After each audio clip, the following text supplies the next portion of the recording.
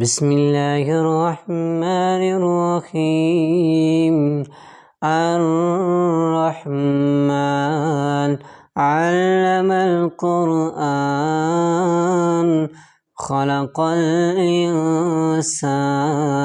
علمه البيان الشمس والقمر بحسبان والنجم والشجر يسجدان والسماء رفعها ووضع الميزان ألا تطغوا في الميزان وأقيموا الوزن بالقسط ولا تخسروا الميزان والأرض وضعها للأنام فيها فاكهة والنخل ذات الأكمام والحب ذو العصف والريحان فبأي آلاء ربكما تكذبان خلق الإنسان من صلصال كالفخار وخلق الجن من مارج من نار فبأي آلاء ربكما تكذبان رب المشرقين ورب المغربين فبأي آلاء ربكما تكذبان مرج البحرين يلتقيان بينهما برزخ لا يبغيان فبأي آلاء ربكما تكذبان يخرج منهما اللؤلؤ والمرجان فبأي آلاء ربكما تكذبان وله الجوار المنشآت في البحر كالأعلام فبأي آلاء ربكما تكذبان كل من عليها فان ويبقى وجه ربك ذو الجلال والإكرام فبأي آلاء ربكما تكذبان يسأله من في السماوات والأرض كل يوم هو في شأن فبأي آلاء ربكما تكذبان سنفرغ لكم أيها الثقلان فبأي آلاء ربكما تكذبان يا معشر الجن والإنس إن استطعتم أن تنفذوا من أقطار السماوات والأرض فانفذوا لا تنفذون إلا بسلطان فبأي آلاء ربكما تكذبان يرسل عليكما شواظ من نار ونحاس فلا تنتصران فبأي آلاء ربكما تكذبان فإذا انشقت السماء فكانت وردة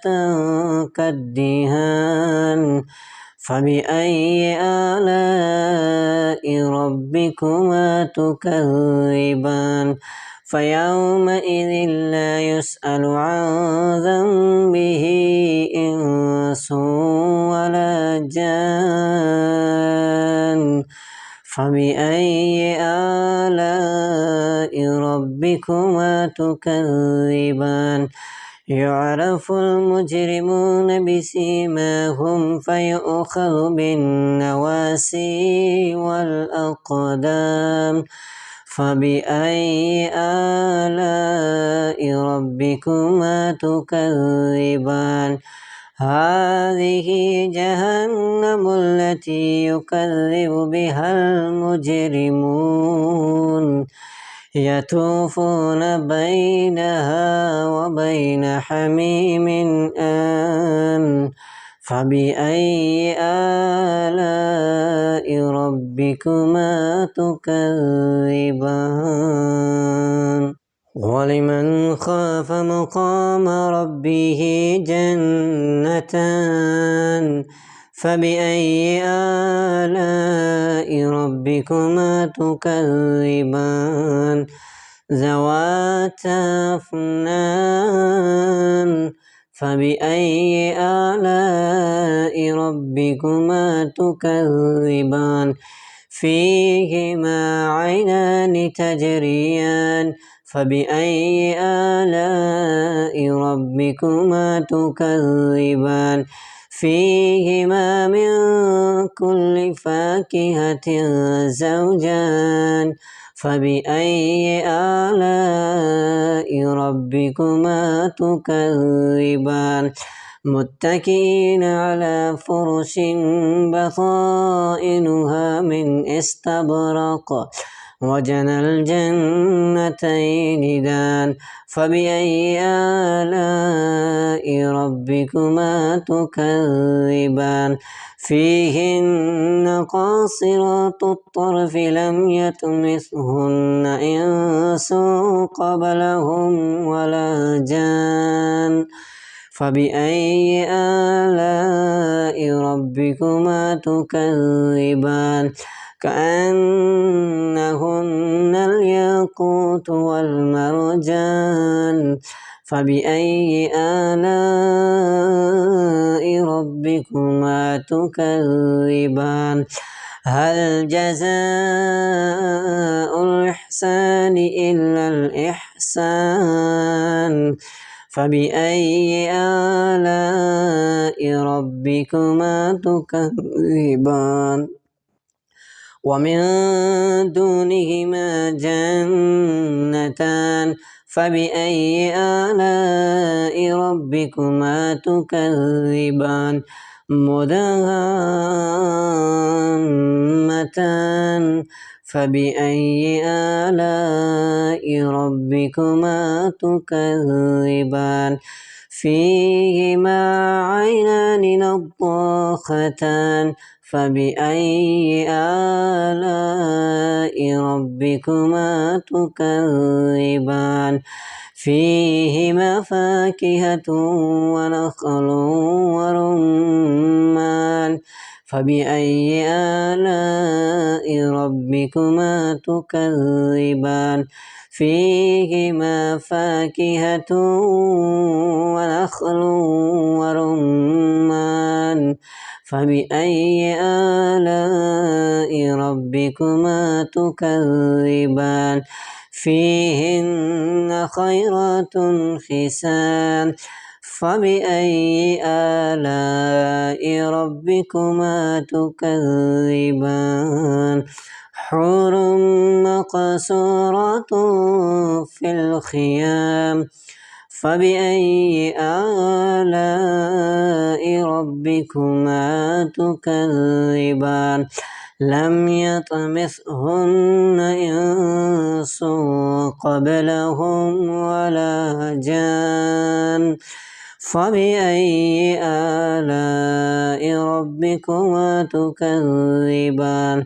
متكئين على رفرف خضر وعبقري حسان فبأي آلاء ربكما تكذبان تبارك اسم ربك ذي الجلال والإكرام.